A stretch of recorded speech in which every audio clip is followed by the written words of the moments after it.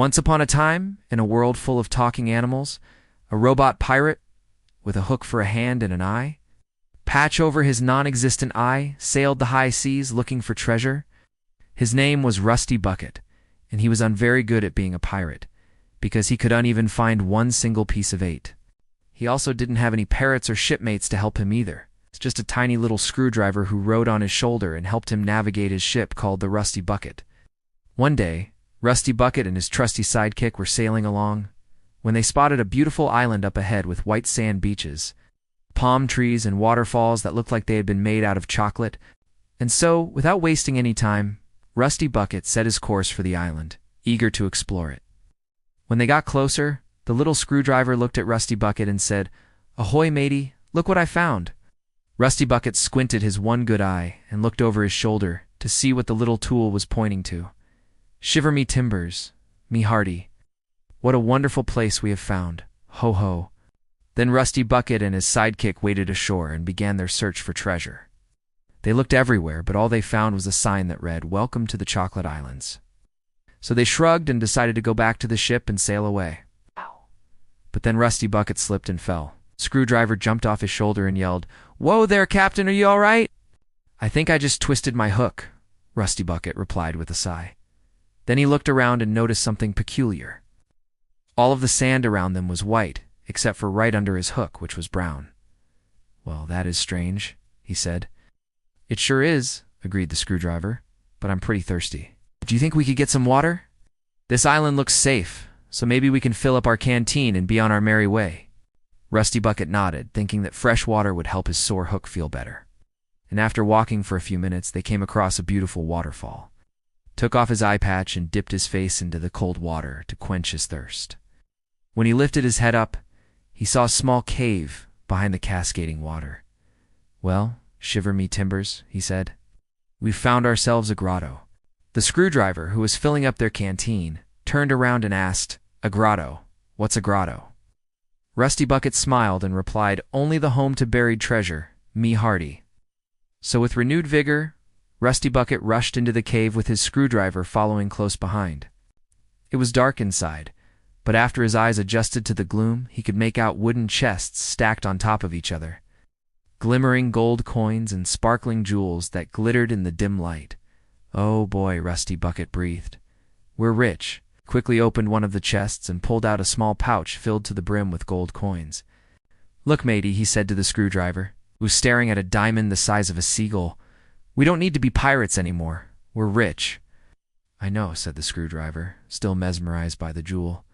"Just imagine all the tools I could buy." And so the robot pirate and his tiny companion loaded up the ship with as much treasure as they could carry and set sail for home, where they planned to live out the rest of their days in luxury. However, once they left the island, the sky became overcast and stormy, and soon the ocean was raging around them. "Land ahoy," shouted the screwdriver, gripping the edge of the mast for dear life. But Rusty Bucket just shook his head sadly and said, "That's not land, lad. It's just a figment of your imagination brought on by the rum you drank earlier."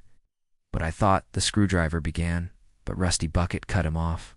"We are lost at sea, me hearty, and there is no land for miles and miles. We should have known better than to steal from the Chocolate Islands, for its waters are cursed by the great Kraken." As if on cue, a giant squid monster with tentacles as thick as ship masts wrapped itself around the Rusty Bucket, dragging it down into the murky depths below. "Help!" cried the screwdriver. "Help, please!" But Rusty Bucket was too scared to do anything. After all, he was just a simple robot pirate who wanted to enjoy his retirement. He didn't want to fight a giant sea monster. Meanwhile, deep in the darkest depths of the ocean, the great Kraken dragged the ship towards its lair. It was huge, with tentacles that reached hundreds of feet into the sky and suckers the size of dinner plates. Its eyes were like glowing embers in the darkness, and its beak was sharp enough to tear a ship in half.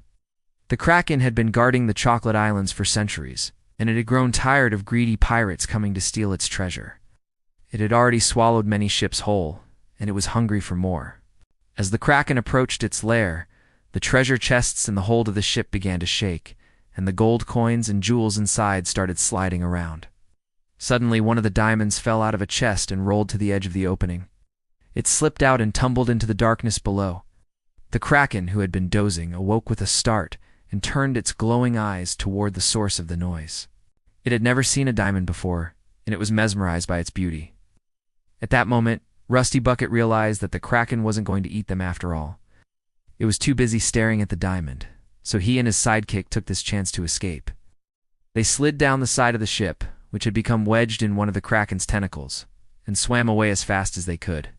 They dodged the snapping jaws of the beast and the thrashing of its tentacles until they reached the surface. Then, without wasting any time, they dove into the water and swam away from the island as fast as their robotic limbs would allow. Finally, they saw land in the distance and struggled to reach it. When they finally hauled themselves up on the beach, they collapsed in a heap, exhausted but alive. They had escaped the clutches of the Kraken, but they had lost all of their treasure. Rusty Bucket sat on the ground, dejected. "I'm sorry, Screwdriver," he said. "I never should have led you into that cave." "You don't need to apologize, Captain," replied the Screwdriver. "We had a wonderful adventure, and we learned a valuable lesson about greed. Besides, we still have each other, and that's all that matters." And so, the robot pirate and his sidekick lived happily ever after, always remembering the day they learned that true friendship was more valuable than all the treasure in the world.